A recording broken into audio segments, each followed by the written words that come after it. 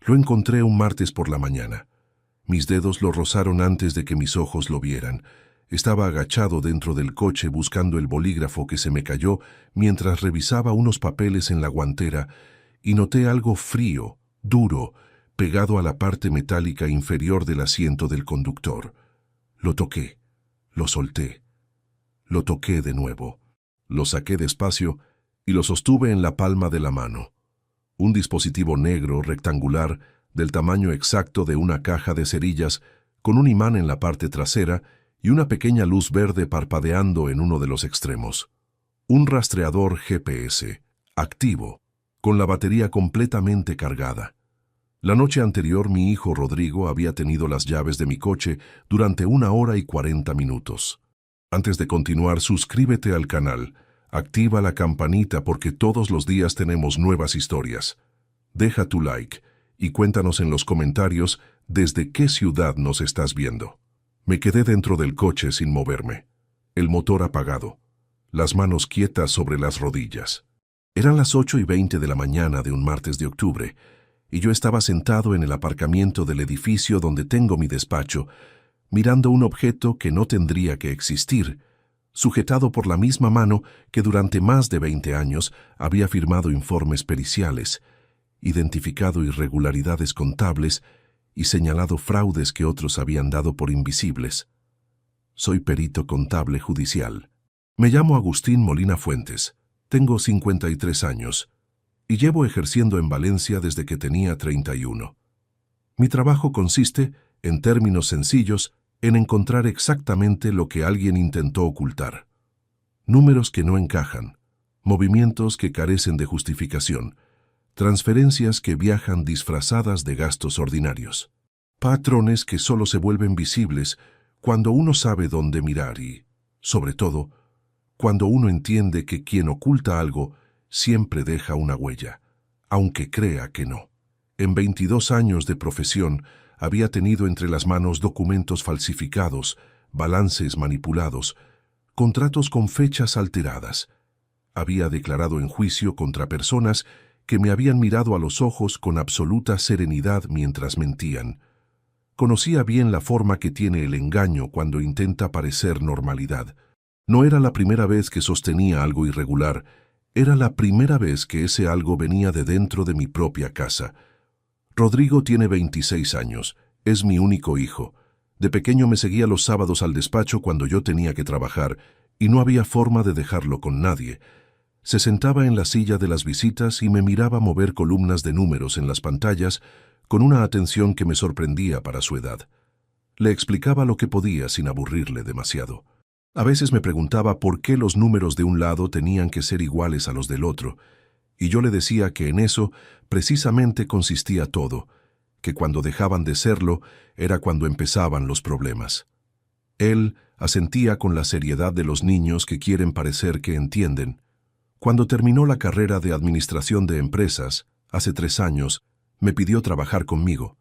Dijo que quería aprender desde dentro, que quería que estuviéramos más cerca. Acepté sin dudarlo. Hubo algo en ese momento que no supe nombrar del todo, pero que se parecía mucho al alivio, como si por fin se presentara la oportunidad de compensar los años en que llegué a casa cuando él ya dormía, los fines de semana que desaparecieron entre informes urgentes, las conversaciones que postergué siempre para después. El lunes por la noche, Rodrigo apareció en casa sin avisar. No era algo inhabitual. Tenía llave desde que era adolescente, y la costumbre de entrar, saludar a su madre en la cocina, quedarse un rato y marcharse sin demasiado protocolo. Esa noche me encontró en el salón revisando el borrador de un informe. Se sentó un momento en el sillón de enfrente. Hablamos de poco, del trabajo, de nada importante, y antes de levantarse me dijo que había notado algo extraño el sábado cuando tomó el coche prestado para ir a buscar unas cosas al otro lado de la ciudad. Papá, escuché un golpe seco desde la rueda delantera derecha, cada vez que frenaba fuerte. No sé si será la pastilla de freno o algo en el disco, pero no me gusta que lo lleves así a la autopista. Le di las llaves sin hacerle más preguntas. Me pareció un gesto completamente normal. El tipo de cosa que hace un hijo cuando se preocupa por su padre. Estuvo en el garaje durante 1 hora y 40 minutos. Cuando subió, me devolvió las llaves y me dijo que no había encontrado nada urgente. Creo que es la pastilla trasera.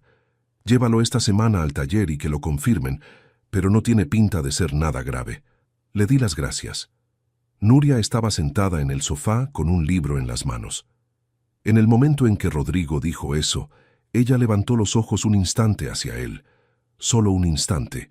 Luego volvió a la página sin decir nada. Un movimiento pequeño, casi imperceptible. Casi.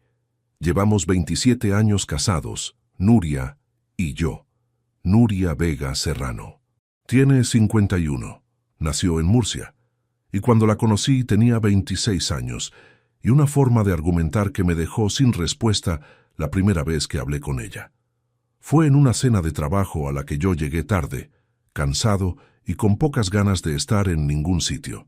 Ella estaba al otro extremo de la mesa, discutiendo algo sobre política económica, con un hombre bastante mayor que la miraba con esa condescendencia que algunos hombres todavía usaban entonces como si fuera un argumento, y ella simplemente seguía hablando, sin apresurarse, sin elevar la voz, con una precisión que hacía que cada frase suya llegara más lejos que cualquier tono alto.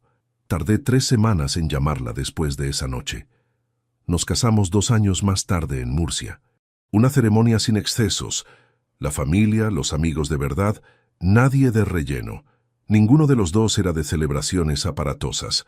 Lo que queríamos construir era algo sólido, no algo vistoso, y durante muchos años eso fue exactamente lo que tuvimos. Una vida que funcionaba, ordenada, predecible en el buen sentido, con sus rutinas y sus pequeños rituales que yo no supo valorar hasta que empecé a temer perderlos. Yo trabajé mucho, más de lo razonable, más de lo que una familia necesita de un hombre que está físicamente en casa pero mentalmente en otro sitio. Hubo etapas en que llegaba cuando Rodrigo ya dormía, en que los domingos por la tarde desaparecían entre expedientes que no podían esperar al lunes, en que Nuria y yo cenábamos uno frente al otro, y yo respondía a sus preguntas con la mitad de la atención que merecían, porque la otra mitad seguía atada a algún número que no me cuadraba. Ella nunca lo convirtió en un enfrentamiento directo, pero había momentos en que me miraba con una expresión que yo no supo leer a tiempo, algo entre la paciencia y una distancia que había ido creciendo tan despacio que no había manera de señalar cuándo exactamente empezó. Lo interpreté como cansancio, como los años, como lo que le ocurre a cualquier matrimonio cuando la vida cotidiana ocupa el espacio que antes tenía otra cosa. Ahora con ese dispositivo en la mano, sentado en un aparcamiento vacío a las 8:20 de la mañana, empezaba a preguntarme cuántas cosas había interpretado de forma equivocada durante todo este tiempo. Y durante cuánto tiempo llevaban los dos, Nuria y Rodrigo, construyendo algo que yo no había visto porque no había querido ver. Lo coloqué de vuelta exactamente donde estaba. El imán contra la misma superficie, el mismo ángulo, sin dejar rastro de que alguien lo había tocado. Me limpié los dedos en la manga de la chaqueta, cerré la puerta del coche con suavidad y subí al despacho. «Buenos días», le dije a mi secretaria. «Buenos días», respondió ella sin apartar los ojos de la pantalla. Me senté, abrí los archivos del día, atendí las llamadas pendientes y firmé los 2 informes que tenía terminados desde el viernes. Nadie habría notado nada distinto en mí durante esas horas. Mi voz sonó igual. Mi forma de moverme por el despacho fue la misma de siempre. Por dentro, sin embargo, algo había empezado a moverse. Fui repasando los últimos meses con una atención que no les había prestado en su momento. Nuria llevaba aproximadamente 6 meses haciendo preguntas sobre los inmuebles a nuestro nombre. Nada alarmante tomado de forma aislada. Si los papeles estaban actualizados, si había pensado en reorganizar alguna titularidad, si tenía todo en orden por si ocurría algo imprevisto. Yo lo tomé por sensatez. A nuestra edad es razonable empezar a ordenar ese tipo de cosas. Le respondí con tranquilidad y no le di más vueltas. Rodrigo, desde el despacho, había seguido en las últimas semanas una línea parecida, pero envuelta en lenguaje profesional. Que si el mercado inmobiliario en Valencia Estaba en buen momento para una posible venta, que si el apartamento de la calle Colón seguía figurando solo a mi nombre en el registro, que si había pensado en hacer alguna gestión notarial antes de que terminara el año. Lo respondí con la misma naturalidad porque venía de mi hijo y porque no tenía ningún motivo para sospechar nada. Eso era lo que más trabajo me costaba aceptar mientras estaba sentado en ese despacho, mirando la pantalla sin leer lo que había en ella. No me habían engañado por descuido. Me habían engañado porque yo, precisamente yo, que llevaba más de 2 décadas buscando lo que otros esconden, no había querido aplicar esa misma mirada dentro de su propia casa. Salí a las 2, comí solo en el bar de abajo, volví a la hora habitual. Nuria estaba en la cocina cuando entré. Me saludó, me preguntó qué tal había ido el día. Le dije que bien. El televisor encendido en el programa de tarde. El olor de la comida todavía flotando por el pasillo. Todo exactamente igual que cualquier otro día. Me senté en el sofá con el periódico en las manos y no leí una sola línea. Escuché el agua en la cocina, los pasos de Nuria de un lado al otro, el sonido familiar del cajón de los cubiertos abriéndose y cerrándose.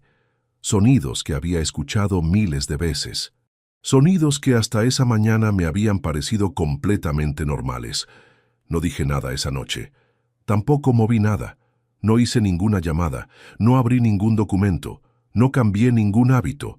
Solo dejé el rastreador exactamente donde estaba y empecé a planear. El miércoles por la mañana Nuria preparó café con leche y lo dejó en la encimera sin decir nada. Yo bajé, lo vi humeando junto a las tostadas y durante un segundo todo pareció completamente ordinario. Ella estaba de espaldas guardando la mantequilla en la nevera, con la bata azul que llevaba tantos años en esa casa que ya nadie recordaba cuándo había llegado. Me senté, bebí el primer sorbo y me quedé mirando su nuca mientras ella cerraba el frigorífico y se daba la vuelta. ¿Tienes mucho hoy?, me preguntó. Sí, respondí. Pericial a las 11. Asintió y se sirvió su café.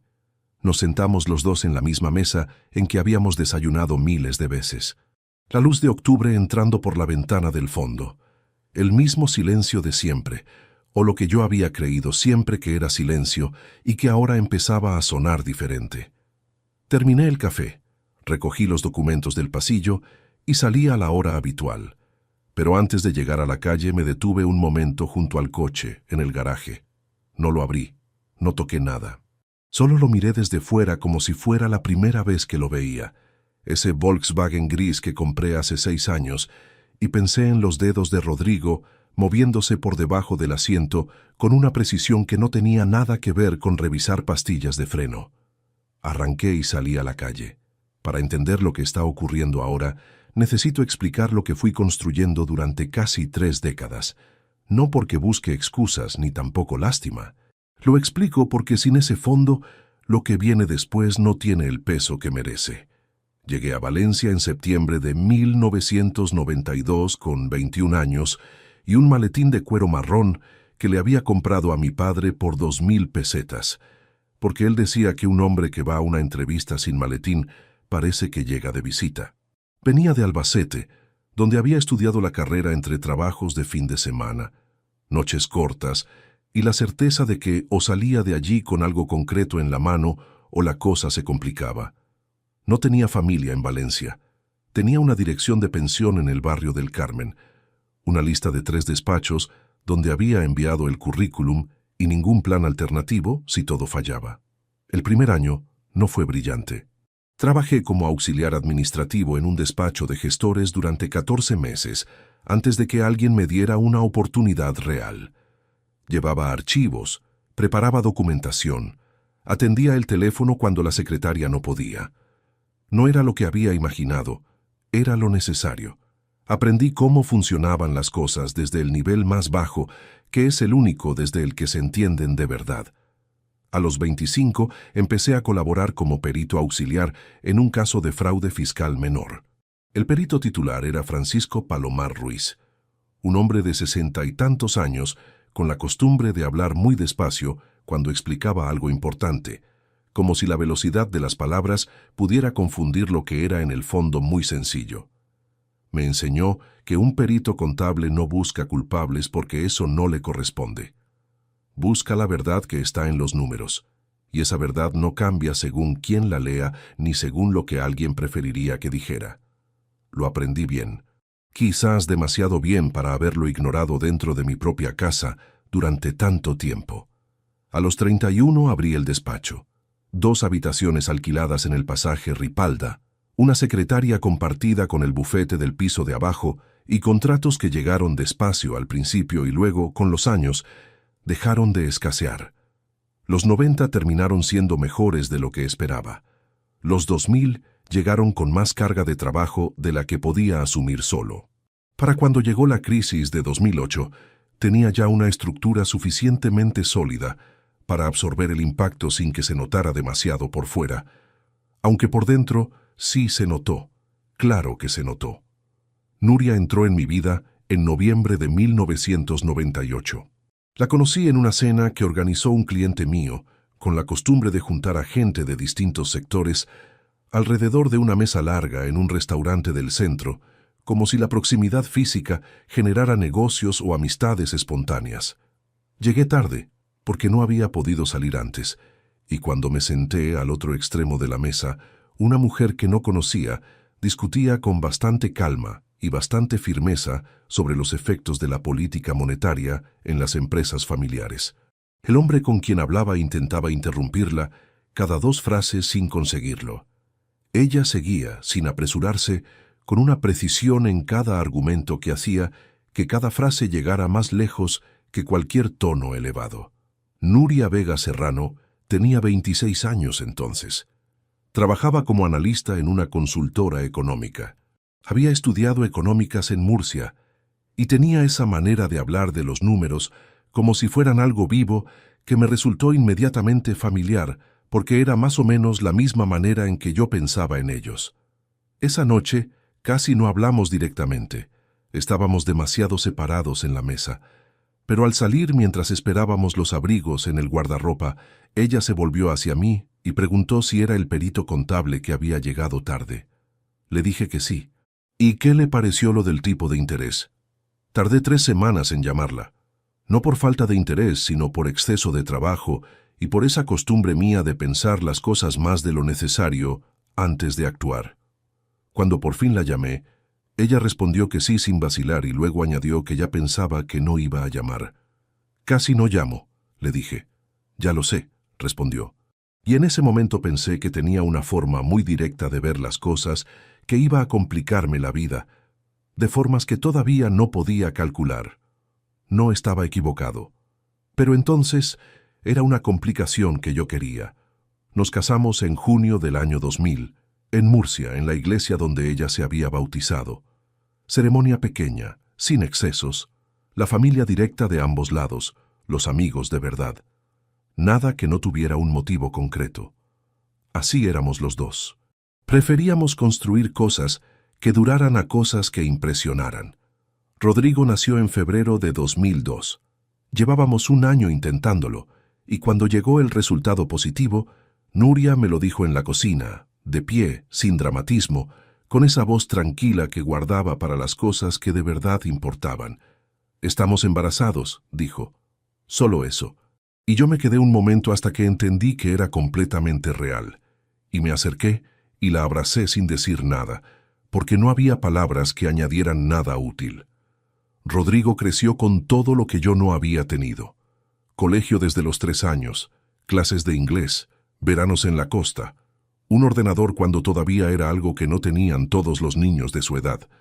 No era capricho ni demostración.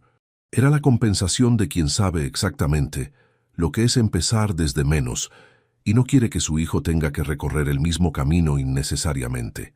Lo quise bien, lo protegí demasiado, probablemente, y estuve poco, también. Eso es lo que más cuesta sostener cuando uno se para a contarlo en serio. Hubo etapas en que llegaba a casa cuando él ya dormía, en que los domingos por la tarde desaparecían entre expedientes urgentes, en que Rodrigo me preguntaba algo al llegar del colegio y yo respondía con la mitad de la atención que merecía porque la otra mitad seguía en algún número que no cuadraba. Nuria nunca convirtió eso en un enfrentamiento directo, pero había momentos en que me miraba con una expresión que yo no supe leer a tiempo. Algo entre la paciencia y una distancia que fue creciendo tan despacio que no tenía manera de señalar cuándo había empezado exactamente. Lo interpreté como los años, como lo que le sucede a cualquier matrimonio cuando la rutina ocupa el espacio que antes tenía otra cosa. Pagué la carrera de Rodrigo, luego el máster, luego el apartamento de 2 habitaciones en la calle Colón, 800 euros mensuales que transfería cada primero sin falta desde hacía 2 años. Cuando me pidió trabajar conmigo en el despacho, sentí algo que en ese momento identifiqué sin dudar como orgullo. Esa tarde en que me lo propuso, con la chaqueta puesta como si viniera de una reunión importante, me habló de aprender desde dentro, de estar más cerca, de construir algo juntos. Acepté inmediatamente. Pensé que finalmente se presentaba la oportunidad de compensar los años en que llegué tarde a demasiadas cosas. Lo que no vi entonces, o no quise ver, era que los meses siguientes tenían una textura distinta. Nuria había empezado a hacer preguntas sobre los inmuebles que llegaban espaciadas y envueltas en contextos diferentes, de modo que ninguna por sí sola resultaba llamativa. Si los papeles del apartamento de Colón estaban actualizados, si había pensado en revisar alguna titularidad, si tenía todo ordenado por si ocurría algo imprevisto. Yo lo respondía con naturalidad porque venía de mi mujer y porque a nuestra edad esos asuntos son completamente razonables. Rodrigo siguió una línea parecida desde el despacho, pero con el envoltorio del lenguaje profesional, que si el mercado inmobiliario en Valencia estaba en buen momento, que si el apartamento de Colón seguía figurando solo a mi nombre en el registro, que si había pensado en hacer alguna gestión notarial antes de que acabara el año. También lo respondí sin alarma, porque venía de mi hijo, y porque yo entonces todavía no había aprendido a distinguir entre el interés de un hijo y el interés de alguien que está calculando algo. Una tarde de finales de agosto habíamos comido los 3 juntos en casa, algo que no ocurría todas las semanas. Yo mencioné durante la sobremesa que había pensado en revisar la escritura del apartamento de Valladolid para ver si convenía actualizarla antes de fin de año. Fue un comentario sin mayor intención, de esos que surgen cuando la conversación deriva hacia los asuntos prácticos, y en ese momento los dos levantaron los ojos hacia mí al mismo tiempo. Solo un instante, menos de un segundo. Luego Rodrigo preguntó si había postre, y la conversación siguió hacia otro lado. Lo recordé esa mañana mientras conducía al despacho. Lo recordé con una nitidez que 2 días antes no habría tenido. Aparqué en el mismo sitio de siempre. Atendí la pericial de las 11. Firmé los documentos pendientes. Respondí correos. Hablé por teléfono con un cliente sin que mi voz sonara diferente de ninguna forma que él pudiera notar. A las 6 de la tarde, antes de recoger y bajar al coche, abrí el cajón inferior de mi escritorio y saqué la libreta donde anoto las cosas que no quiero que queden en ninguna pantalla. Escribí la fecha. Escribí la hora. Luego anoté 3 líneas sobre los meses anteriores, las preguntas de Nuria sobre escrituras, las de Rodrigo en el despacho y ese instante de agosto en que los dos miraron al mismo tiempo.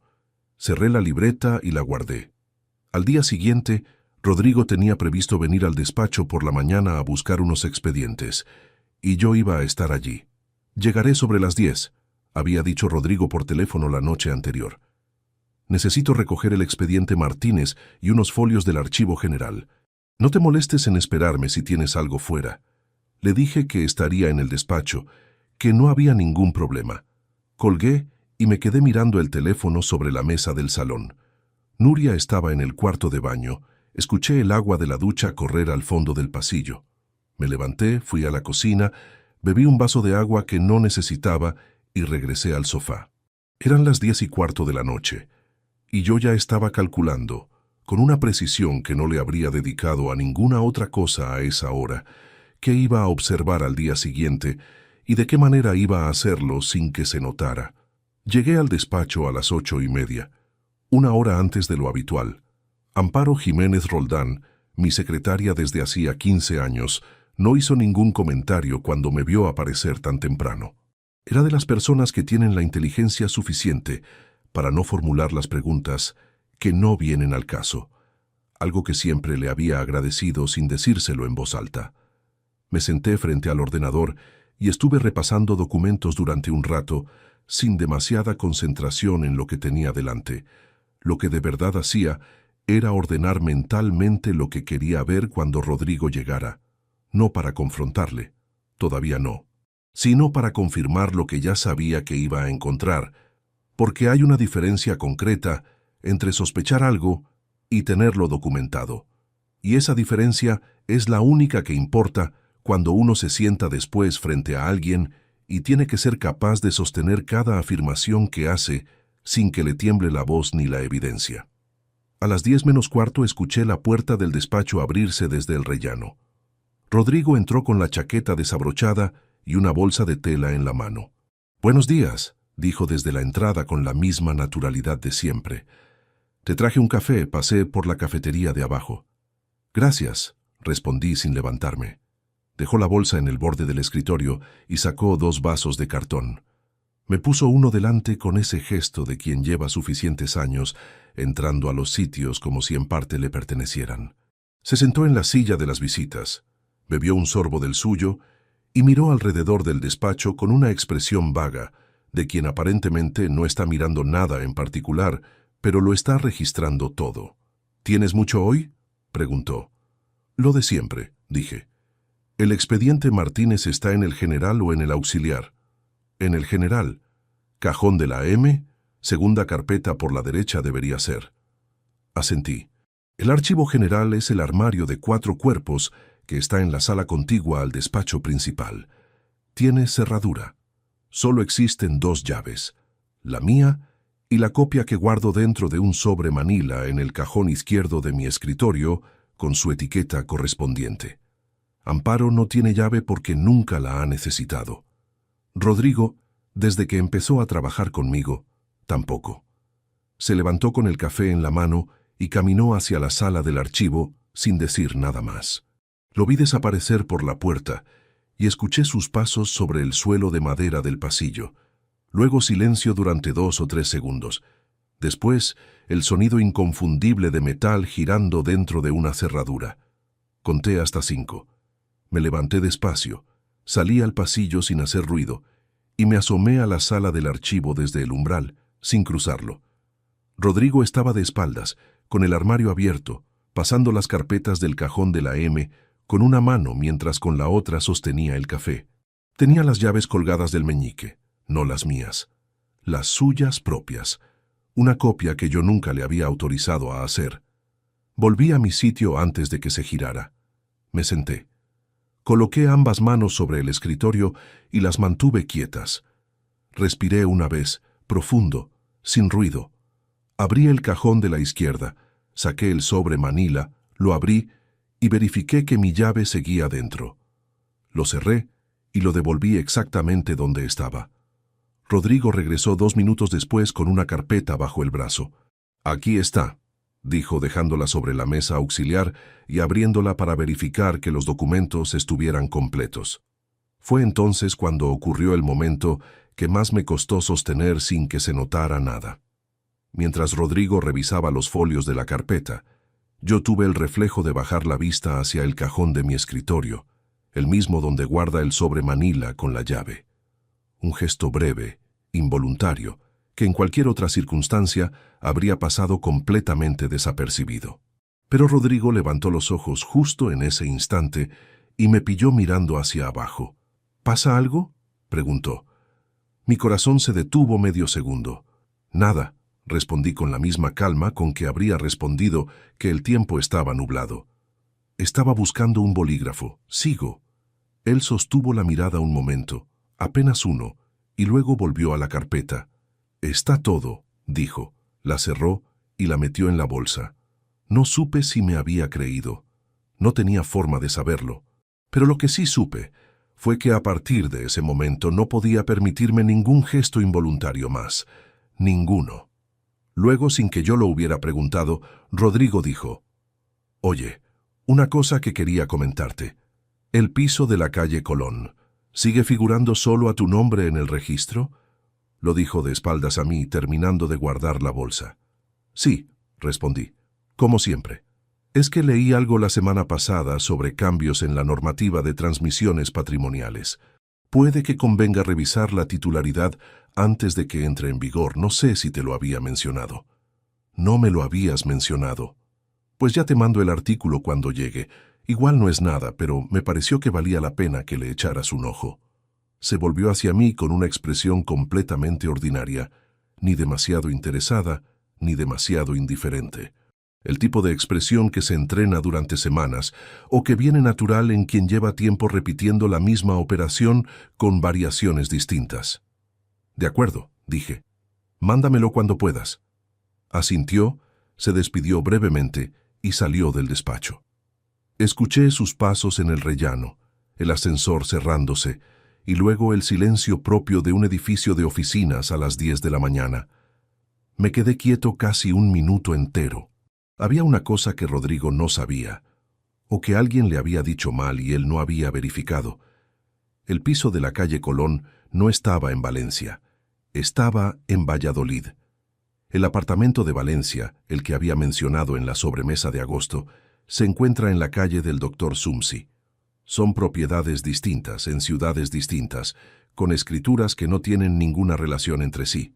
Rodrigo llevaba semanas hablando de la calle Colón de Valencia, cuando ese apartamento está a 400 kilómetros de distancia. Un error que solo comete alguien que maneja información de segunda mano. Alguien a quien se la pasaron con prisas, o que no la verificó porque no imaginaba que yo fuera a prestar atención a ese nivel de detalle concreto. Saqué la libreta del cajón inferior y anoté la fecha, la hora y todo lo que había ocurrido en esos 20 minutos. La llave del archivo sin autorización. La pregunta sobre la titularidad con la dirección equivocada. El momento en que me pilló mirando hacia el cajón y la forma en que lo resolví. 3 cosas distintas, con un denominador común que ya no tenía nada de ambiguo. Luego apunté una cuarta cuestión que todavía no tenía respuesta. ¿Cómo había conseguido esa copia de llave? La cerradura del armario era estándar, del tipo que cualquier cerrajero puede duplicar en 10 minutos con el original en la mano. La única manera de haberla obtenido era haber accedido al sobre Manila en algún momento en que yo no estuviera presente en el despacho. Cualquier tarde que salí antes, cualquier mañana que llegué tarde por una pericial fuera de la ciudad. Amparo no habría sospechado nada si Rodrigo entró diciendo que necesitaba buscar algo urgente. Eso significaba que esto no era reciente. Significaba planificación deliberada, tiempo invertido, pasos calculados. A mediodía llamé a Salvador Fonseca. No desde el móvil habitual, desde el fijo del despacho, que sé que no registra llamadas en ningún sistema compartido, porque se lo pregunté hace años por motivos completamente distintos. Salvador tiene 59 años, ejerció como abogado mercantil durante más de 3 décadas, y es de las pocas personas con quienes puedo hablar sin necesidad de traducir nada ni de construir contexto desde cero. Nos conocimos en un caso de arbitraje en 2006, en que trabajamos para el mismo cliente desde posiciones distintas, y desde entonces hemos mantenido una relación que mezcla lo profesional y lo personal sin que ninguno de los dos hayamos sentido necesidad de definirla con más precisión, respondió al segundo tono. Salvador, dije, necesito que quedemos, sin prisa, pero esta semana. Hubo un silencio breve al otro lado. Salvador Fonseca conoce bien el tono de las cosas urgentes que se presentan disfrazadas de tranquilas. Mañana a las 8 tengo libre, dijo, antes de que empiece el día. Perfecto. En el bar de la plaza, no en el despacho. Entendido. Colgué.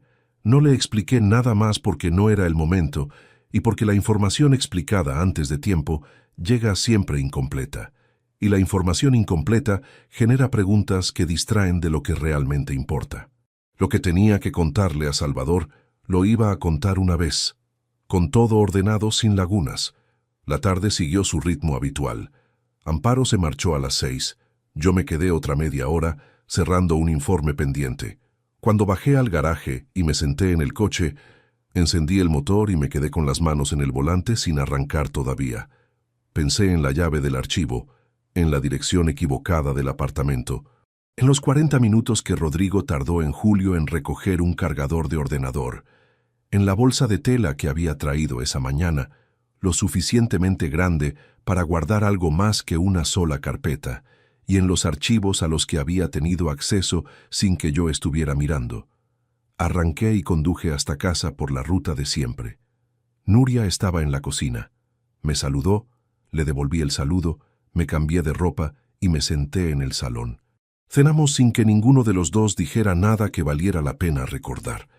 Antes de que apagara la luz esa noche, anoté una última cosa en la libreta, que al día siguiente Salvador iba a escuchar algo que yo todavía no había dicho en voz alta, porque hasta que uno lo pronuncia frente a alguien que le conoce de verdad, siempre existe la posibilidad de convencerse de que lo está exagerando. Esa posibilidad estaba a punto de desaparecer del todo. Pero antes de que llegara la mañana, mientras yo dormía dentro del armario del cuarto que Nuria y yo llevábamos 27 años compartiendo, había una carpeta que yo todavía no sabía que existía, y que lo cambiaba todo. El viernes por la mañana, Nuria salió a las 10 menos cuarto con el bolso colgado del hombro y las llaves en la mano. «Voy a lo de mi hermana y luego al mercado», dijo desde el pasillo. «Tardo un par de horas». La puerta se cerró. Escuché sus pasos en el rellano, el ascensor, el silencio. Me quedé sentado en el salón durante exactamente 4 minutos sin moverme. Luego me levanté y fui al dormitorio. No buscaba nada concreto. O más bien, buscaba un documento de 2014 que guardaba en una carpeta azul junto a las escrituras del piso de Valladolid, documentación que necesitaba para completar un informe que tenía pendiente desde hacía 3 semanas y que había postergado sin ninguna razón técnica, solo por ese hábito mío de dejar para después lo que no tiene fecha de entrega inmediata. El armario empotrado de nuestro dormitorio tiene 2 cuerpos. El de la izquierda es el de Nuria, el de la derecha el mío. La carpeta azul la guardaba en el estante inferior del lado derecho, detrás de unas cajas de documentación antigua. Abrí la puerta, me agaché y empecé a mover cajas. La primera contenía declaraciones de renta de los años 90, documentos que en teoría nunca volvería a necesitar, pero que tampoco había tirado nunca porque tengo la costumbre, heredada de mi padre, de no deshacerme de nada escrito que lleve un número impreso. La segunda caja estaba más al fondo, casi pegada a la pared del fondo del armario, y era más pesada de lo que esperaba. La saqué con esfuerzo, la dejé en el suelo y la abrí para verificar que no era la mía. No lo era. Dentro no había cajas de renta ni documentos antiguos. Había una carpeta de cartón Burdeos, sin etiqueta por fuera, cerrada con una goma elástica que había perdido parte de la elasticidad de tanto estar estirada. La sostuve un momento. Pesaba lo suficiente para tener varios documentos dentro. Noté que las esquinas estaban un poco dobladas, como si alguien la hubiera abierto y cerrado muchas veces. La abrí. El primer folio era un extracto bancario impreso. Entidad Banco Sabadell. Cuenta corriente terminada en los dígitos 4721. Fecha del extracto: enero de 2023. El nombre que figuraba como titular en la cabecera del documento era el de Nuria Vega Serrano. Me quedé mirando esa línea durante un tiempo que no supe calcular. No era una cuenta conjunta de las nuestras. Teníamos 2 cuentas compartidas, una en el BBVA que usábamos para los gastos del hogar y una en Bankinter que habíamos abierto hace años para los seguros y los recibos fijos. Esta terminación, 4721, no correspondía a ninguna de las 2. Era un número que yo no había visto nunca. Pasé al segundo folio. Mismo encabezado, misma cuenta, mes siguiente. Febrero de 2023. En la columna de entradas 3 movimientos, 1.200 euros cada uno, en fechas distintas del mismo mes. En la columna de salidas, 2 retiradas en efectivo. 500 euros la primera, 300 la segunda. Pasé al tercero. Marzo de 2023. Mismo patrón. 3 entradas de 1.200 euros.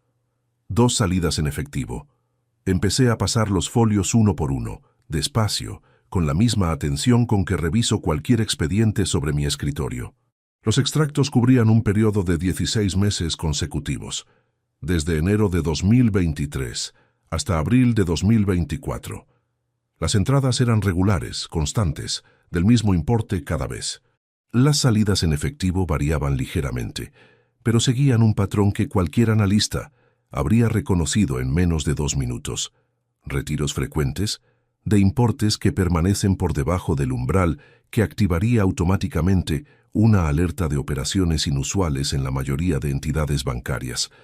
Alguien sabía exactamente cómo moverse para no llamar la atención. Llegué al último folio y me detuve.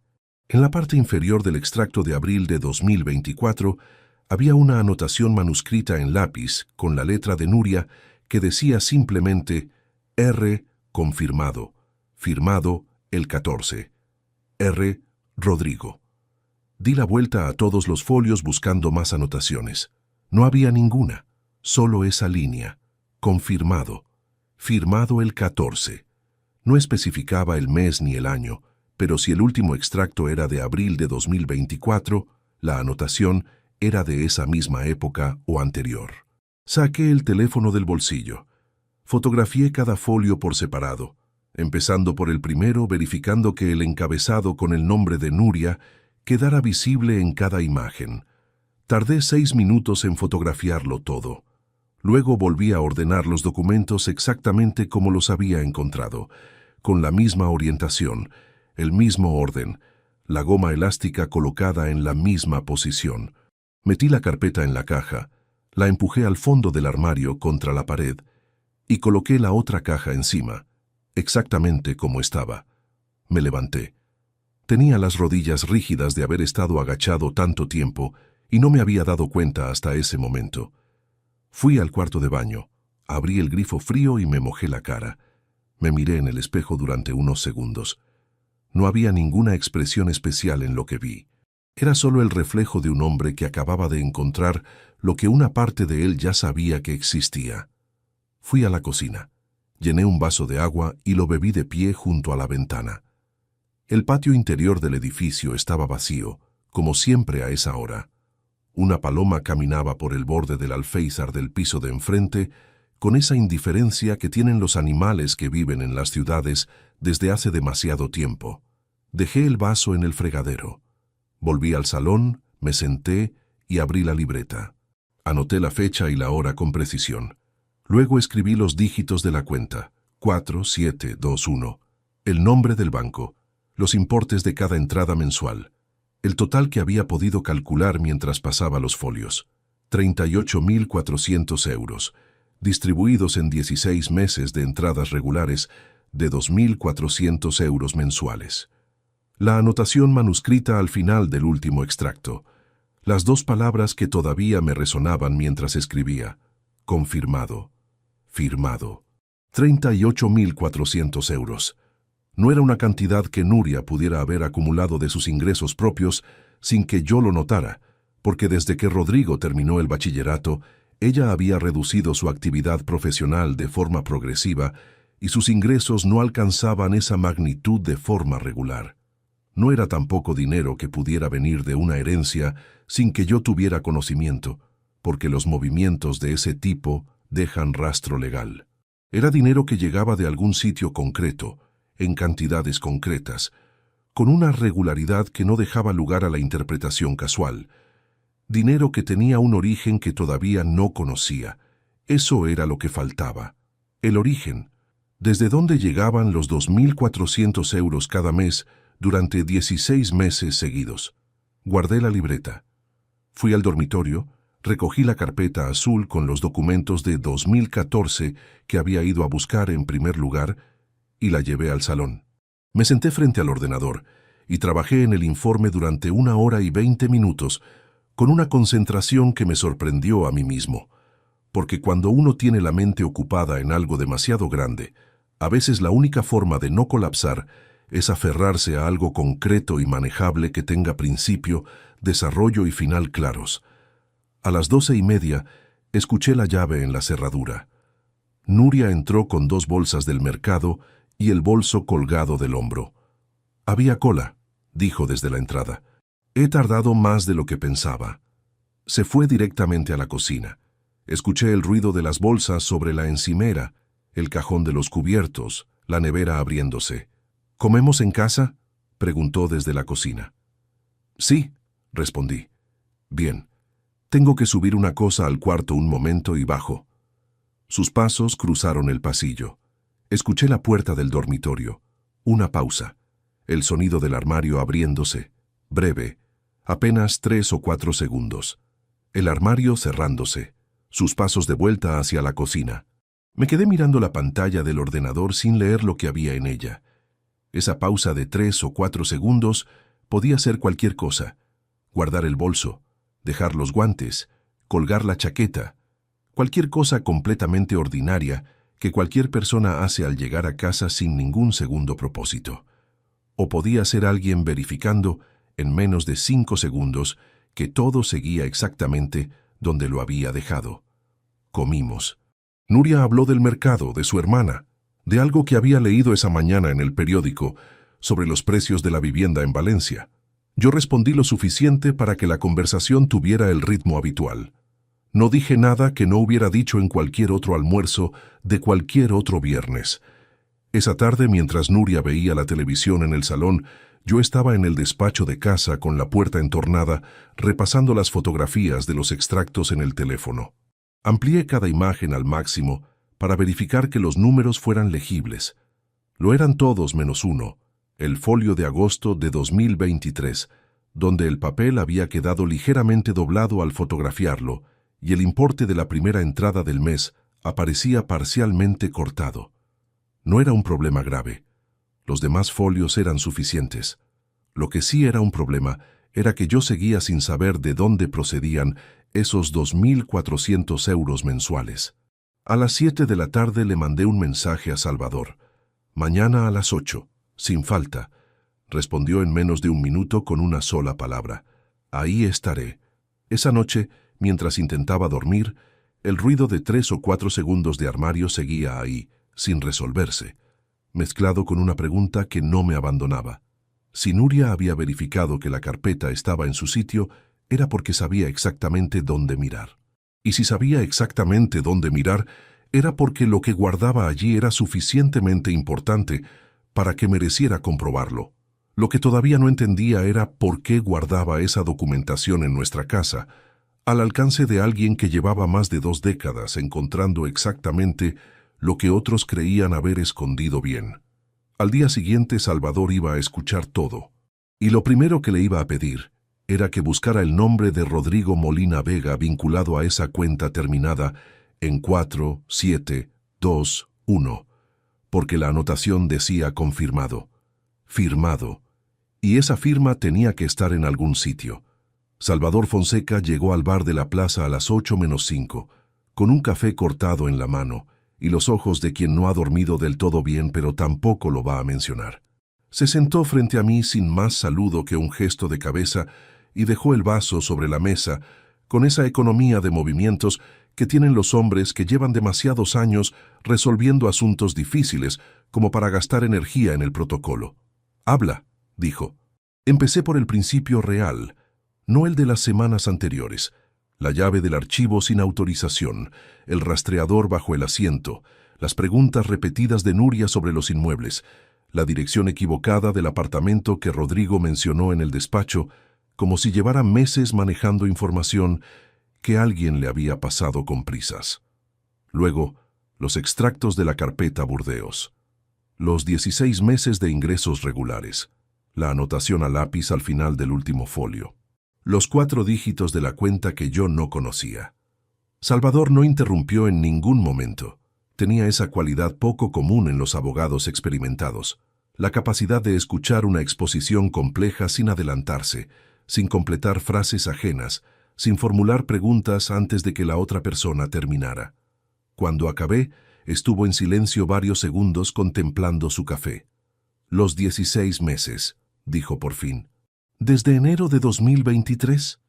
hasta abril de 2024 según los documentos que encontré. No sé si la cuenta sigue operativa.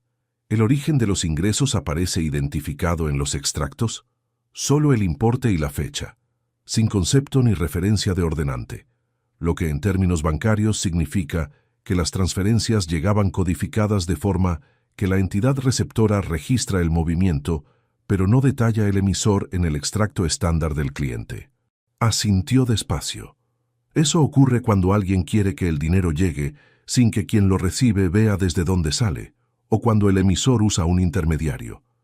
¿Tienes acceso a los estados de las cuentas conjuntas de esos mismos meses?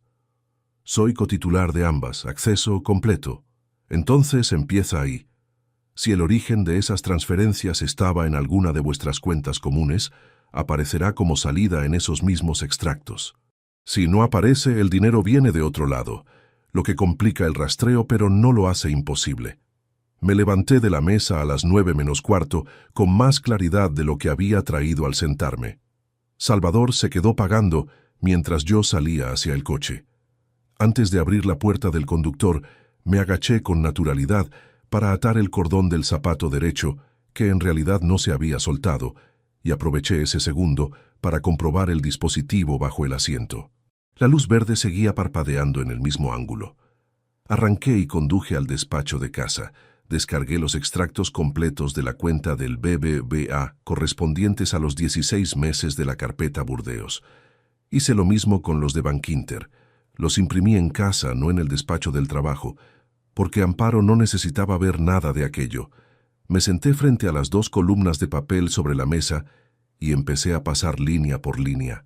El trabajo de un perito contable en su forma más básica consiste en alinear 2 conjuntos de datos que describen supuestamente la misma realidad desde ángulos distintos y localizar los puntos donde dejan de coincidir. Es metódico, requiere atención sostenida y no admite atajos. Pero cuando uno lo ejerce durante suficientes años, desarrolla un reconocimiento casi instintivo ante la irregularidad, algo que llega antes que la constatación racional, como cuando uno lee un contrato y siente que algo no encaja 3 líneas antes de identificar exactamente qué. Esa sensación llegó en el 10º folio. Cuenta del BBVA, septiembre de 2023. Una salida de 2.400 euros. Concepto anotado como transferencia periódica, gastos varios. Destinatario codificado. Fecha, el día 7 del mes. En el extracto de la cuenta de Nuria, ese mismo mes, una entrada de 2.400 euros. Fecha, el día 9. 2 días de diferencia entre la salida de la cuenta conjunta y la entrada en la cuenta que yo no debería haber conocido, el plazo habitual de compensación entre entidades distintas dentro del territorio nacional. Seguí avanzando folio a folio. Octubre de 2023. Misma salida del BBVA, misma cantidad, mismo concepto genérico, mismo destinatario codificado. Entrada correspondiente en la cuenta Burdeos 2 días más tarde. Noviembre, diciembre, enero de 2024. El mismo patrón, repitiéndose con la regularidad de un mecanismo bien engrasado. 14 movimientos en total a lo largo de los 16 meses. Los 2 meses restantes no registraban la salida desde la cuenta conjunta, lo que indicaba que en esos periodos el dinero había llegado desde un origen distinto que yo todavía no había localizado. 14 transferencias desde una cuenta que firmábamos los dos. Dinero que salía de lo construido durante casi 3 décadas para llegar a algo que solo pertenecía a ella. Abrí la libreta y anoté cada fecha con su importe. El total sustraído desde el BBVA ascendía a 33.600 euros. Los 4.800 restantes, que completaban los 38.400 totales, procedían de algún sitio que todavía no había podido identificar. Estaba terminando de anotar la última cifra cuando escuché el ascensor detenerse en nuestro rellano. No esperaba a nadie. Los pasos en el pasillo duraron apenas 3 segundos antes de que la llave entrara en la cerradura. Cerré la libreta, la deslicé al cajón. Empujé el cajón hasta que encajó y giré la silla hacia el ordenador en el tiempo exacto que tardó la puerta en abrirse del todo. Rodrigo entró con la misma chaqueta del jueves y una expresión que pretendía ser despreocupada sin conseguirlo del todo. «Hola», dijo desde la entrada. «Nuria no está, ¿verdad? Está en el gimnasio hasta las 12. ¿Pasa algo?» «No, nada. Pasaba cerca y se me ocurrió subir. Quería comentarle una cosa sobre la cena del domingo». Se quedó de pie junto al marco de la puerta del salón, sin entrar del todo, con esa postura de quien calibra si quedarse o marcharse sin querer que se note la duda. «La cena del domingo sigue como siempre», dije. «Si necesitas confirmar algo, llámala al móvil». «Sí, claro, tienes razón». Una pausa que duró lo suficiente para tener más peso del que debería. «Oye, lo del artículo sobre la normativa de transmisiones que te iba a mandar, al final lo estuve revisando mejor y me precipité. Igual no es tan relevante como pensé. Olvídalo por ahora». El giro era demasiado brusco. 3 días antes había introducido ese asunto con una urgencia envuelta cuidadosamente en apariencia de consejo profesional. Retirarlo sin ninguna razón técnica concreta solo podía significar que algo en el escenario había cambiado desde entonces, algo que el plan original no contemplaba. Y ese algo tenía casi con certeza que ver con los movimientos que el rastreador había estado registrando durante los últimos días, movimientos que él y Nuria estarían interpretando a su manera, sin saber todavía qué conclusión sacar. «De acuerdo», respondí. «Cuando tengas algo concreto, me lo dices». Asintió.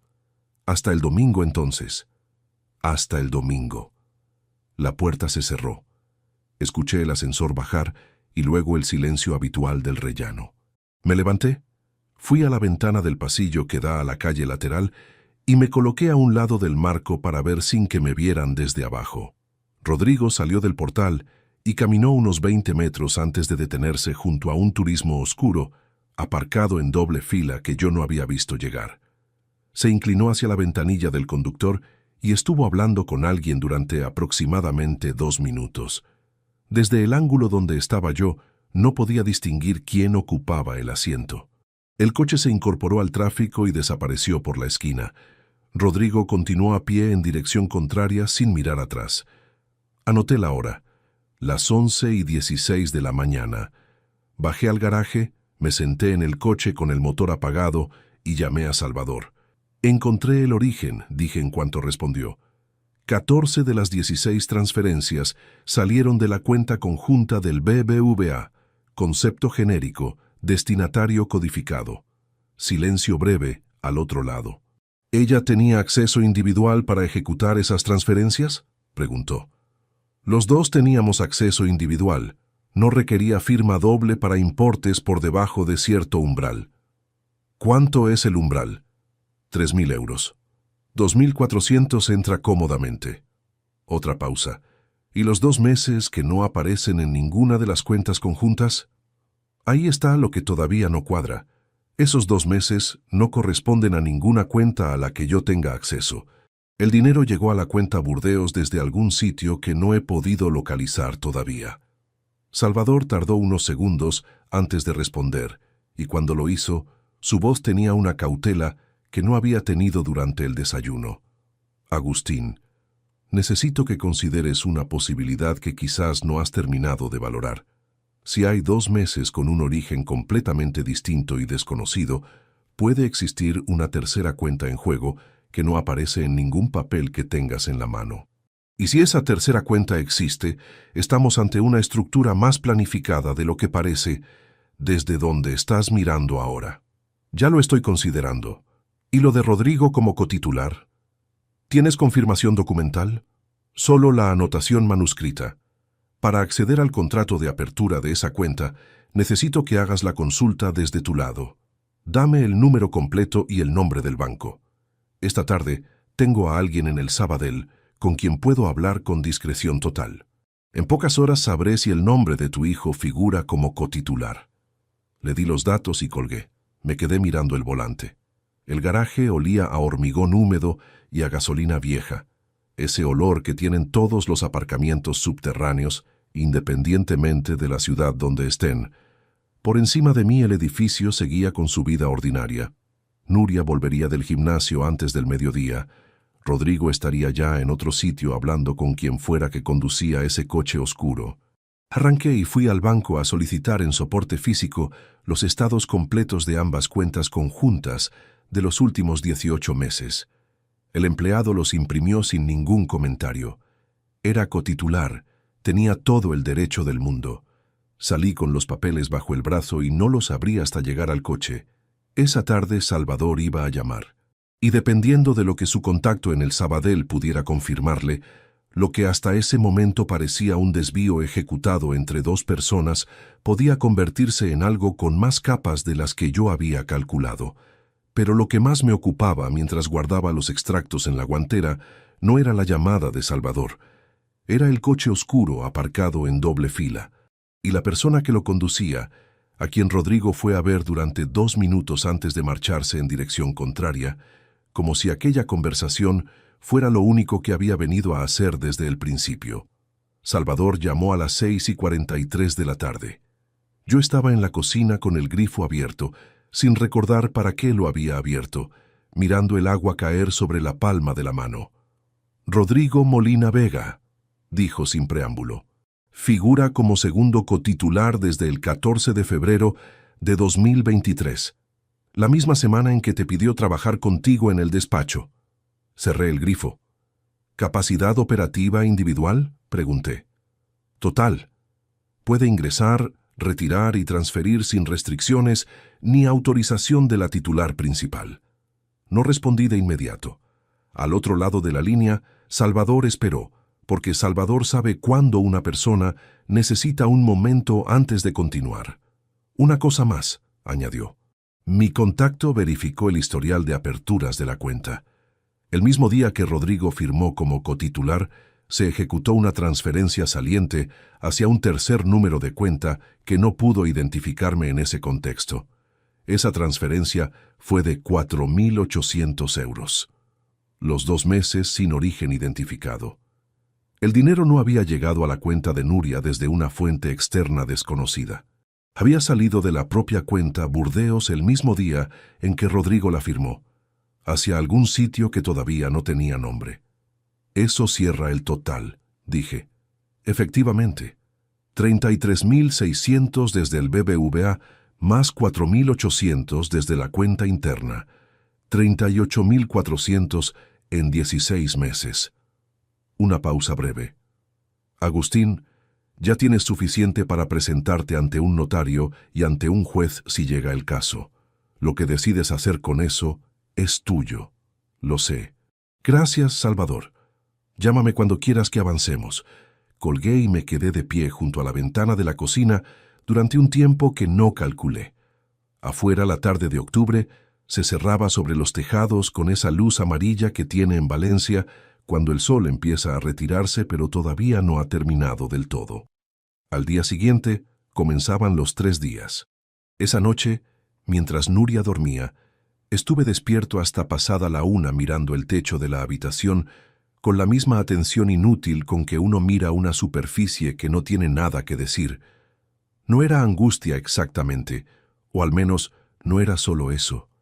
Era algo más parecido a lo que siente un ingeniero que lleva semanas calculando la carga de una estructura y finalmente comprueba, con los números en la mano, que la grieta que había intuido es exactamente tan profunda como temía. Pensé en Nuria.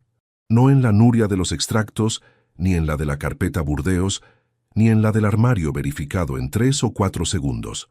Pensé en la de 2001, el verano que fuimos a Formentera los 2 solos, antes de que naciera Rodrigo. Habíamos alquilado una habitación pequeña en una pensión del puerto, sin lujos, porque en aquel momento el despacho llevaba apenas 2 años funcionando y los márgenes no daban para más y a ninguno de los dos le importaba. Una tarde de viento fuerte, le voló el sombrero de paja cuando bajábamos por un camino de tierra hacia una cala pequeña que nos habían recomendado los de la pensión. El sombrero rodó unos metros por la pendiente antes de que ella saliera corriendo a recuperarlo riéndose, con las sandalias en la mano para no tropezar, y cuando lo alcanzó, se volvió hacia mí con el pelo completamente revuelto por el viento y una expresión que no era de triunfo, sino de algo más simple, de alegría pura, la clase de alegría que no está dirigida a nadie, y por eso es completamente real. La recordé con una precisión que no esperaba encontrar a la 1 de la madrugada de un martes de octubre, y me pregunté, no por primera vez, pero sí con más honestidad que otras veces, cuándo había dejado de estar presente de verdad en mi propio matrimonio. No el año exacto, porque eso sería demasiado cómodo, sino el proceso. La forma en que una ausencia se instala despacio, sin anunciarse, construida de noches en que llegas tarde, y la persona que te espera ya dejó de esperarte consciente y empezó a esperarte como un hábito, que es una forma mucho más triste de hacerlo. Los domingos en que el despacho ganó a la mesa de casa, las conversaciones que postergué para después y para después y para después hasta que la palabra después perdió todo contenido real. No lo digo para absolver nada de lo que ella hizo. 38.400 euros no se desvían por abandono emocional. Una cuenta se abre con premeditación, no con tristeza, y Rodrigo firmó de manera consciente, con 22 años, con suficiente madurez para entender exactamente lo que estaba haciendo. Pero hay cosas que uno necesita sostener enteras, aunque duelan, porque si las parte por la mitad para que sean más manejables, acaba construyendo una versión de la historia que no es del todo verdad. Me dormí cerca de las 2. El lunes por la mañana salí a las 9:30 con la chaqueta del trabajo puesta y la cartera en el bolsillo. El primer día de los 3. Conduje hasta la sucursal del banco donde tenemos las cuentas conjuntas. Aparqué en el mismo sitio donde aparco siempre y estuve dentro 40 minutos hablando con la directora de la oficina sobre la posibilidad de revisar las condiciones del contrato de cuenta corriente. Una gestión completamente legítima que no requería ningún movimiento real, pero que justificaba con creces que el rastreador registrara mi presencia en ese edificio a esa hora. La directora fue amable. Tomé nota de varias cosas que ella explicó. Le dije que lo consultaría con Nuria y que le daría una respuesta esa misma semana. Salí a la calle, arranqué y volví al despacho del trabajo por la ruta habitual. El martes, segundo día, fui a la notaría. Había concertado la cita la semana anterior para revisar la escritura del piso de Valladolid, que efectivamente necesitaba una actualización menor que llevaba 2 años postergando. La gestión era real, no era un pretexto. Estuve con el notario 55 minutos. Firmé los documentos necesarios. Cuando salí a la calle, el rastreador había registrado mi presencia en un edificio de notarías durante casi 1 hora. Esa tarde, de vuelta en casa, Nuria me preguntó cómo había ido el día mientras servía la cena. Bien, respondí. Fui a la notaría a revisar lo de Valladolid. Ella asintió sin levantar los ojos del plato. ¿Lo de la escritura que llevabas tiempo dejando? Dijo. Eso mismo. Una pausa de 2 o 3 segundos. ¿Firmaste algo? Lo necesario. Bebí un sorbo de agua. Una actualización menor, sin mayor importancia. Siguió comiendo. No preguntó nada más, pero esa noche, antes de dormirse, la vi coger el teléfono en la oscuridad y escribir algo breve. La pantalla iluminó su cara apenas un segundo antes de que lo dejara boca abajo sobre la mesilla. No le dije nada. El miércoles, tercer día, fui al despacho de Salvador. Era la ruta más larga de las 3 y la que producía el registro más visible en el rastreador. 40 minutos de trayecto de ida, 2 horas dentro del edificio, 40 minutos de vuelta, suficiente para que cualquiera que monitoreara esos movimientos sacara conclusiones, y para que esas conclusiones fueran exactamente las que yo quería que sacaran. Con Salvador terminamos de ordenar todo lo que teníamos. Los extractos impresos, las fotografías de los folios de la carpeta Burdeos, los estados de cuenta bancarios de los 18 meses, la confirmación de Rodrigo como cotitular, las fechas, los importes, la anotación manuscrita. Salvador lo revisó todo con una atención que no necesitaba ser demostrada, porque llevaba demasiados años en ejercicio como para necesitar demostrar nada. Está completo, dijo al final. Cualquier juicio civil con esta documentación es ganado de antemano. Y si quieres ir más allá y presentar denuncia penal por apropiación indebida, también hay base suficiente. Por ahora quiero la confrontación, que lo escuchen de mí, en mi casa, con todo esto sobre la mesa. ¿Cuándo? El jueves. Los llamo esta noche con cualquier pretexto y los convoco a los dos para el jueves a las 6. Salvador asintió. Estaré ahí. Fue en ese momento, mientras guardaba los papeles en la carpeta que Salvador había preparado para mí, cuando cometí el único error de toda la semana. El teléfono me resbaló de la mano y cayó al suelo de madera del despacho de Salvador con un golpe seco. Al agacharme a recogerlo, las fotografías de los extractos quedaron visibles en la pantalla desbloqueada, con el nombre de Nuria en el encabezado del primer folio perfectamente legible. No habría sido un problema en ningún otro contexto. El problema fue que en ese preciso instante, la puerta del despacho se abrió y Consuelo, la asistente de Salvador, entró con 2 tazas de café que nadie le había pedido, pero que ella traía cada vez que había visitas largas por esa costumbre suya de anticipar lo que los demás necesitaban antes de que lo pidieran. Me levanté con el teléfono en la mano en el mismo movimiento con que lo recogía. Lo bloqueé con el pulgar y lo giré hacia mi cuerpo antes de que Consuelo pudiera acercarse lo suficiente para ver la pantalla. El giro fue natural, porque cualquier persona recoge un teléfono del suelo y lo incorpora hacia sí. No hay nada en ese movimiento que llame la atención, a menos que uno esté buscando específicamente algo que ocultar. Consuelo dejó las tazas sobre el escritorio y se marchó sin decir nada más que un escueto, para el frío de hoy. Salvador me miró sin ninguna expresión particular. No era necesaria ninguna. Bebí el café despacio. Guardé el teléfono en el bolsillo interior de la chaqueta. De vuelta en casa esa tarde, Nuria estaba en el salón con la televisión encendida en un programa que no estaba mirando. El volumen bajo, los ojos en la ventana. Me saludó cuando entré. Le devolví el saludo, me cambié de ropa y fui a la cocina a prepararme algo, porque no había comido desde el mediodía.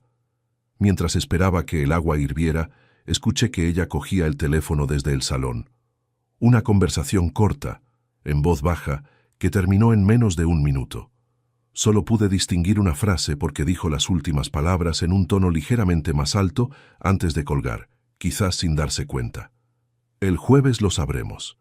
Serví el agua en la taza sin hacer ningún ruido. El jueves lo sabremos, yo también. Pero lo que ella no sabía era que lo que el jueves iba a ocurrir en esa casa no era lo que ella tenía planificado. Era lo que yo llevaba una semana preparando. Eran las 10:17 de la mañana del jueves cuando llamaron al timbre. No era una hora en que yo esperara visitas. Amparo sabía que ese día trabajaba desde casa. Salvador no tenía previsto venir hasta las 6. Nuria había salido 40 minutos antes con la bolsa de la compra y la excusa de que el mercado cierra pronto los jueves, lo cual era cierto, y por eso mismo no la había cuestionado. Me levanté del escritorio, crucé el pasillo y miré por la mirilla antes de abrir. Rodrigo tenía las manos metidas en los bolsillos del abrigo y miraba hacia el lateral del rellano con esa postura de quien lleva esperando más tiempo del que el gesto deja ver. No había subido anunciándose, no había mandado ningún mensaje previo.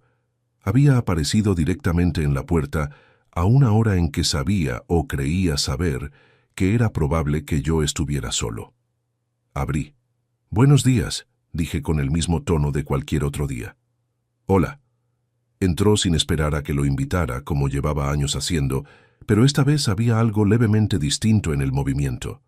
Una ligera aceleración, casi imperceptible, como si necesitara cruzar el umbral antes de que algo pudiera impedírselo. «¿Tienes un momento?» «Tengo trabajo por la mañana, pero siéntate». Fue al salón. Yo lo seguí y me quedé de pie junto a la estantería en lugar de sentarme, porque sentarse habría igualado la posición, y yo no quería igualarla.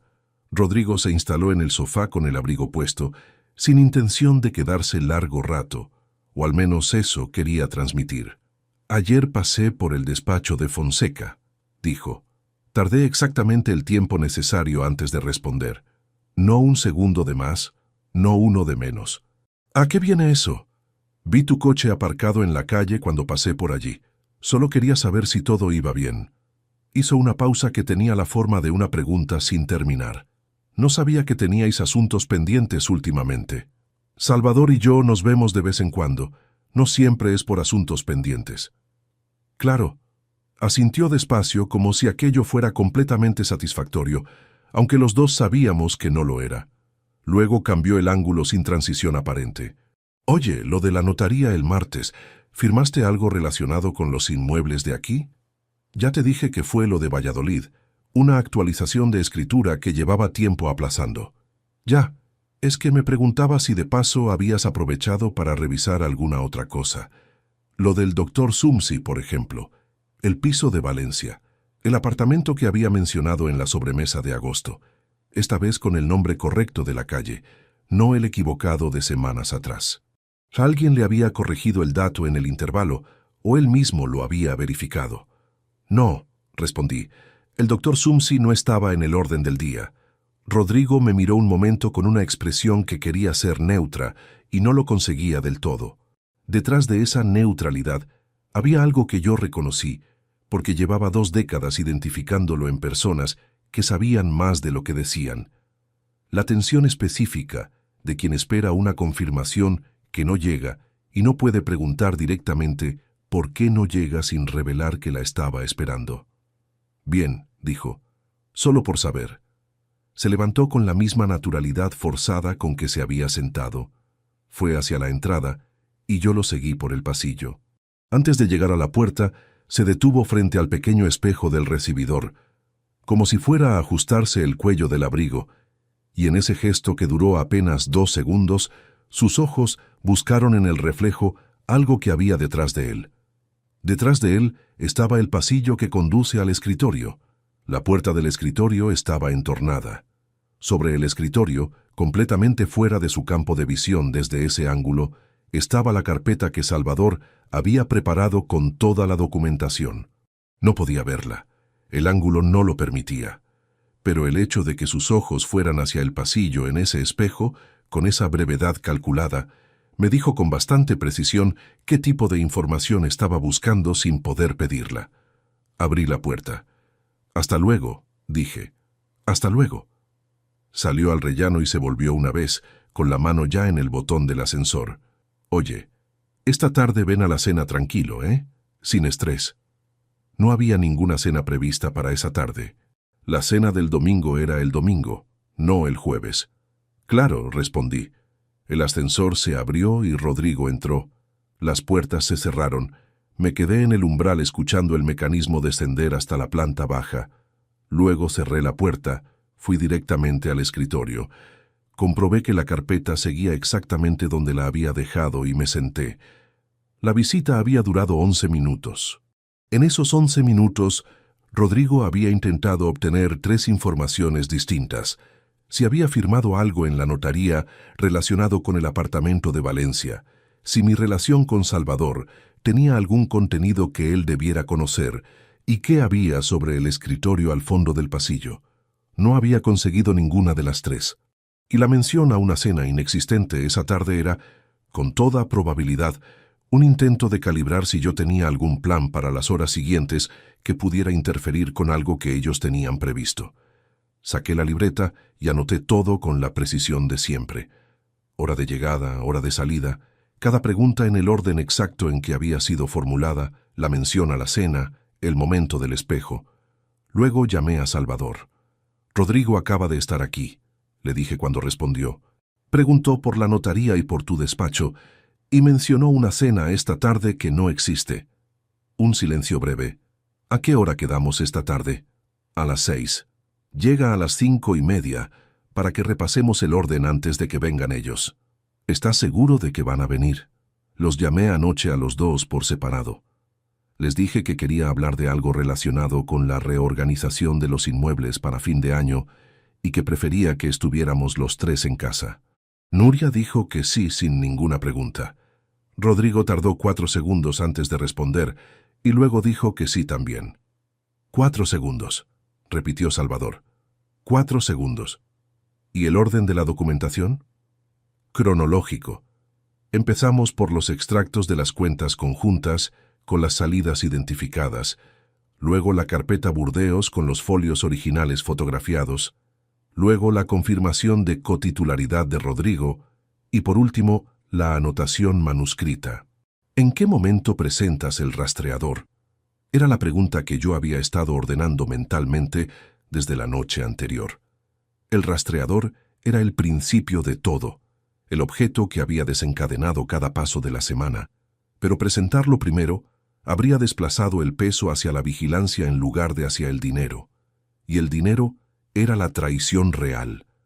El dinero era lo que tenía fecha, importe, firma y patrón. El dinero era lo que no admitía interpretación alternativa. Al final, respondí, cuando todo lo demás ya esté sobre la mesa, para que quede claro que no empecé a buscar porque los estuviera vigilando. Empecé a buscar porque me vigilaban a mí. Salvador no dijo nada durante un momento. Luego, es el orden correcto. Colgué y estuve trabajando en el informe de peritaje que tenía pendiente durante 2 horas seguidas, con una concentración que me sorprendió a mí mismo. Había algo en tener todo ordenado y documentado que liberaba una parte de la mente que llevaba días ocupada en sostener simultáneamente el peso de saber y la obligación de no demostrarlo. Ya no había nada que sostener en paralelo. Lo que venía no requería cálculo, solo requería presencia. A las 2 Nuria volvió del mercado. Guardó las cosas en la cocina, me preguntó si comía en casa, le dije que sí. Comimos. Habló de poco, de la cola en la pescadería, de que el precio del aceite había subido otra vez. Yo respondí lo suficiente para que el almuerzo tuviera el ritmo de cualquier otro. En un momento, mientras recogía los platos, me preguntó con un tono demasiado casual para ser completamente casual. ¿Vas a salir esta tarde? No, respondí. Tengo cosas aquí. Ah, una pausa. Es que pensé que igual tenías algo con Salvador. Hoy no. Asintió y llevó los platos al fregadero. 3 segundos después escuché el agua correr. No era la primera vez en esa semana que Nuria preguntaba por mis planes de la tarde, pero era la primera vez que lo hacía de forma tan directa, sin envolver la pregunta en ningún contexto que le diera cobertura natural. Eso significaba que el margen que les quedaba para maniobrar se estaba estrechando, y que la presión interna de ese estrechez había empezado a filtrarse en cosas pequeñas, en preguntas que en otro momento habrían llegado envueltas de forma más cuidadosa. A las 4:30 fui al dormitorio. Abrí el armario del lado derecho y saqué la carpeta azul de 2014 que había vuelto a su sitio después de la mañana del viernes. La sostuve un momento. Luego abrí la puerta del lado izquierdo, el de Nuria, y me agaché hasta el estante inferior. La caja estaba allí, en el mismo sitio, con el mismo peso. La abrí. La carpeta Burdeos seguía dentro, pero la goma elástica que yo había dejado colocada en la parte superior izquierda de la carpeta, ajustada en un ángulo ligeramente oblicuo para dejar una marca que solo yo conocía, estaba ahora colocada horizontalmente, centrada en el borde superior. Alguien la había abierto desde el viernes. La había abierto, revisado su contenido y vuelto a cerrarla creyendo que la dejaba exactamente como estaba. No dije nada, no cambié nada. Devolví la caja a su posición, cerré el armario y salí del dormitorio. A las 5:25 sonó el timbre. Era Salvador, con la corbata puesta y la cartera de piel marrón que llevaba a todas partes cuando lo que venía era formal. Lo hice pasar, cerré la puerta y fuimos directamente al escritorio. Abrí la carpeta sobre la mesa y los dos la repasamos en silencio durante 20 minutos, verificando que el orden era el correcto y que no había ninguna laguna que pudiera ser aprovechada para cuestionar la cadena de documentación. Todo estaba en su sitio. A las 6:05 desde el salón escuché el ascensor subir, y luego la llave de Nuria en la cerradura. Y 2 minutos después el timbre, porque Rodrigo no había usado su propia llave, sino que había llamado, lo cual significaba que habían subido por separado, aunque la diferencia entre una llegada y la otra fuera de apenas 2 minutos. Me levanté de la silla. Salvador se quedó sentado con los brazos sobre la mesa y las manos juntas, con la misma serenidad de quien ha estado en demasiadas salas difíciles como para que ésta le resulte diferente de las otras. Caminé hacia la entrada a recibir a mi hijo. Rodrigo entró con el abrigo abrochado hasta el último botón, como si hubiera subido con prisa desde la calle, aunque el frío de octubre no justificara esa cantidad de capas para un trayecto de ascensor. Nuria ya estaba en el pasillo cuando él cruzó la puerta, los dos casi al mismo tiempo, con esa sincronía que tienen las personas que han coordinado demasiadas cosas juntas para que la casualidad explique cada coincidencia. Salvador está en el escritorio, dije antes de que ninguno de los dos hablara. Pasad. Nuria me miró un segundo antes de moverse. No era una mirada de pregunta exactamente. Era la mirada de quien calibra distancias, y en ese instante no consigue calcular bien la que tiene delante. Los tres entramos al escritorio. Salvador se levantó brevemente cuando entraron, lo saludó con un gesto de cabeza y volvió a sentarse. Coloqué dos sillas frente al escritorio, una junto a la otra. Nuria y Rodrigo se sentaron. Yo me quedé de pie detrás de la mesa, con la carpeta cerrada delante de mí. Nadie preguntó nada todavía. Había en la habitación una tensión particular, del tipo que no se genera por lo que está ocurriendo, sino por lo que cada persona cree que está a punto de ocurrir. Nuria tenía las manos sobre las rodillas, quietas. Rodrigo miraba la carpeta cerrada con una atención que pretendía disimular. La abrí. Voy a explicaros algunas cosas. No hace falta que interrumpáis hasta que termine. Saqué el primer folio y lo puse sobre la mesa orientado hacia ellos. Era el extracto del BBVA de septiembre de 2023. La salida de 2.400 euros con concepto de transferencia periódica, marcada con un círculo en bolígrafo azul. Este movimiento salió de la cuenta conjunta que Nuria y yo tenemos en el BBVA el 7 de septiembre de 2023. Destinatario codificado, sin concepto específico. Puse el segundo folio junto al primero. Este es el extracto correspondiente de la cuenta terminada en 4721 del Banco Sabadell. El 9 del mismo mes entró una cantidad de 2.400 euros, 2 días de compensación entre entidades. El mismo importe, la misma operación vista desde los dos lados. Rodrigo no se movió. Nuria bajó los ojos al folio durante un segundo y luego los volvió hacia mí. Seguí colocando documentos sobre la mesa, uno a uno, en orden cronológico sin acelerar el ritmo. Octubre, noviembre, diciembre de 2023. Enero, febrero, marzo de 2024. 14 pares de extractos alineados que formaban una secuencia que no necesitaba ninguna explicación adicional para ser comprendida. Cuando el último folio estuvo en su sitio, hice una pausa. 33.600 euros desde la cuenta conjunta en 14 meses, dije. Más 4.800 que completaron el total desde la propia cuenta del Sabadell el día que Rodrigo la firmó como cotitular. 38.400 euros en 16 meses. Rodrigo levantó los ojos hacia mí por primera vez desde que había empezado. «Papá», dijo. «Todavía no», respondí. Saqué la fotografía impresa del último folio de la carpeta Burdeos y la puse sobre la mesa. Las palabras escritas en lápiz con la letra de Nuria quedaron visibles desde el otro lado de la mesa, sin que nadie necesitara acercarse para leerlas. R confirmado, firmado el 14. La anotación es tuya, Nuria. Rodrigo Molina Vega firmó como segundo cotitular de esa cuenta el 14 de febrero de 2023. Puse el último documento encima de todo lo demás, la confirmación de titularidad que Salvador había obtenido a través de su contacto en la entidad, formalizada con membrete y fecha. La misma semana en que me pidió trabajar en el despacho. Nuria no negó nada, no cambió de expresión de ninguna forma perceptible. Continuó mirándome con esa serenidad que yo había interpretado durante 27 años como calma, y que ahora entendía que era otra cosa completamente distinta. Era la serenidad de quien lleva suficiente tiempo preparándose para un momento, como para haberlo ensayado varias veces. Rodrigo se inclinó hacia adelante con los codos sobre las rodillas. «Escucha, esto tiene una explicación. Nuria me pidió que le ayudara a gestionar un ahorro personal que quería mantener separado por motivos que tienen que ver con... ¿Con qué?», dije. Se detuvo. «Continúa. ¿Con qué tiene que ver?». Rodrigo cerró la boca. Miró a Nuria.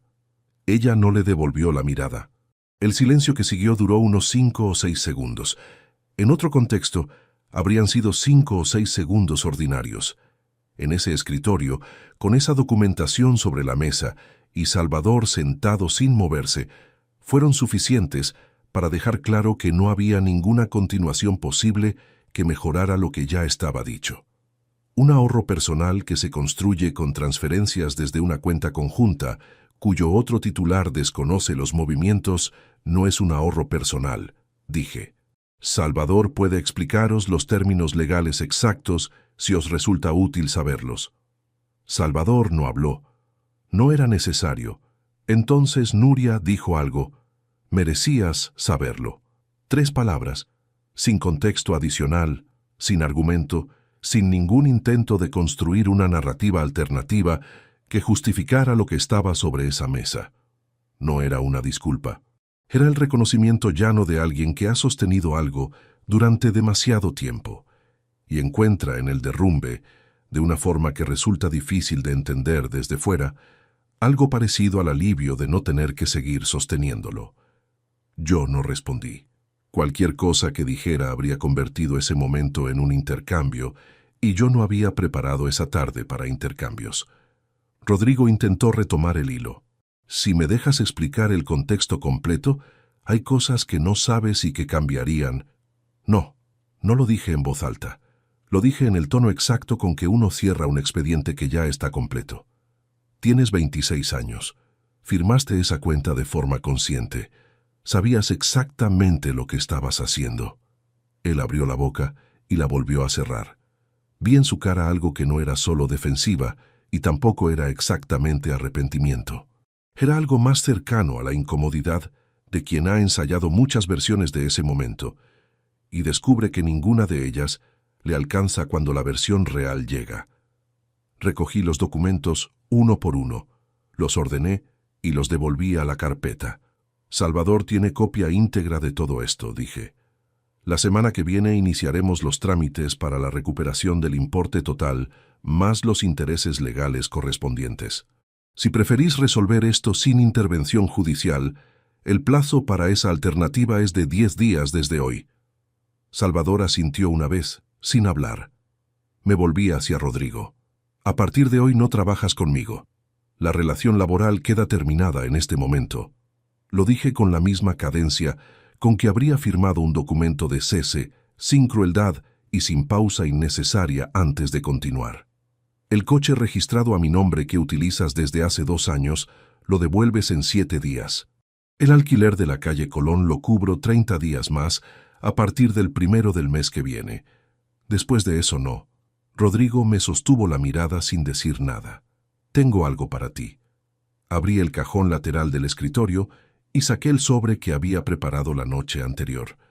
Blanco, sin membrete, sin ninguna indicación exterior. Lo puse sobre la mesa frente a él. Ábrelo cuando salgas.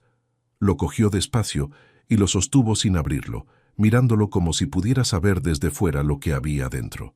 Dentro había un folio con 3 líneas escritas a mano con mi letra, sin encabezado afectuoso ni insultos. 3 frases que habían tardado 40 minutos en quedar como yo quería que quedaran, escritas y reescritas, hasta que cada palabra tenía el peso exacto que necesitaba tener, ni uno de más. Salvador fue testigo de la entrega. Consta en el acta que firmó esa misma noche. Nuria se levantó primero, cogió el bolso del respaldo de la silla y fue hacia la puerta sin decir nada más.